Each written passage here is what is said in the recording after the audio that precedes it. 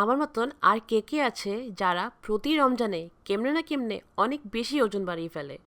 আমাদের ইচ্ছা হয় রোজা রাখার পরে একদম ভাজা পুরা তেল মিষ্টি যা পাই তাই খাই।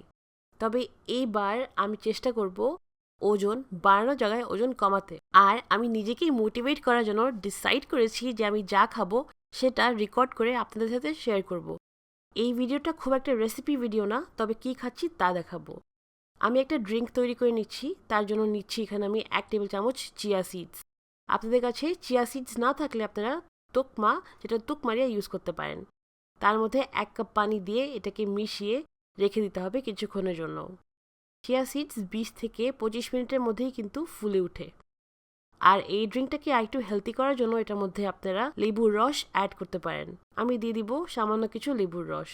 আর আপনারা চাইলে একটু মধু দিতে পারেন মিষ্টি করতে। রস আর এই চিয়া সিডস পানির সাথে মিশানোর পরে অনেক হেলদি একটা ড্রিঙ্ক হয়ে যায়। অবশ্যই চেষ্টা করবেন এটা খেতে।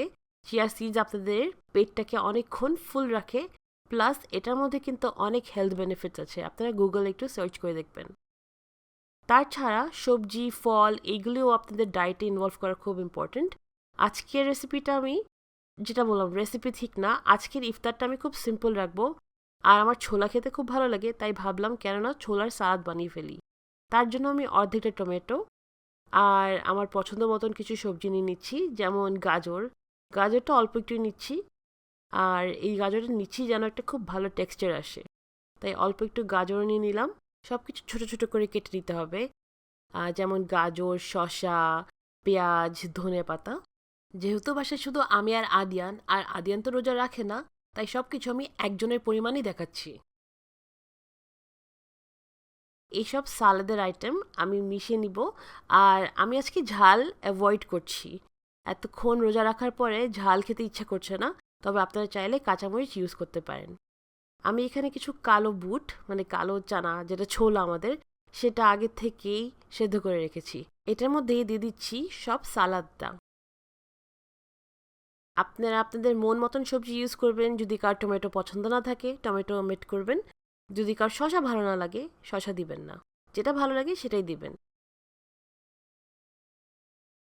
এবার দিচ্ছি কিছু মশলা, যেমন জিরার গুঁড়ি। সব কিছুর পরিমাণটা লেখা আছে তাই মুখ দিয়ে বলছি না। গোলমরিচ, লবণ, একটু কালো নমক আর চাট মশলা। আপনাদের কাছে চাট মশলা না থাকলে চটপটি মশলাও ব্যবহার করতে পারেন। লেবুর রসও একটু দিয়ে দিলাম। আর এরপরে আপনারা চাইলে এখানে এই স্টেপেই থেমে যেতে পারেন, তবে চাইলে একটু এটার মধ্যে ফ্যাট অ্যাড করতে পারেন। সেটার জন্য আমি নিচ্ছি 1 টেবিল চামচ অলিভ অয়েল। অলিভ অয়েলের বদলে কিন্তু সরষের তেল ইউজ করতে পারবেন।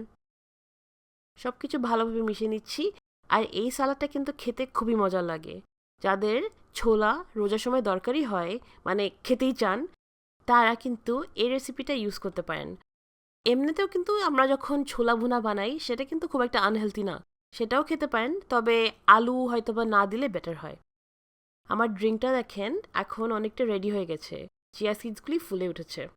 তো আমি আজকে ইফতারটা খুলবো 2টা খেজুর দিয়ে। আর যদি আমার খুব বেশি খিদা লাগে তাহলে কিন্তু আমি এই ফ্রুটস খাবো। আর তার ছাড়া কিছু বাদাম রেখেছি আর সেদ্ধ ডিম। বাদাম 4-5টার বেশি খেতে যাবেন না। আম, আর এটা শুধু তখনই খাবো যদি আমার খুব বেশি খিদা লাগে, মানে আমার যদি এইসব খেয়েও স্যাটিসফাইড না লাগে। আজকের ইফতারে আমি এইটুকুই রাখছি। অবশ্যই পরে ডিনার করব। সো আপনারা কিন্তু ইফতারে হালকাই খেতে ট্রাই করবেন।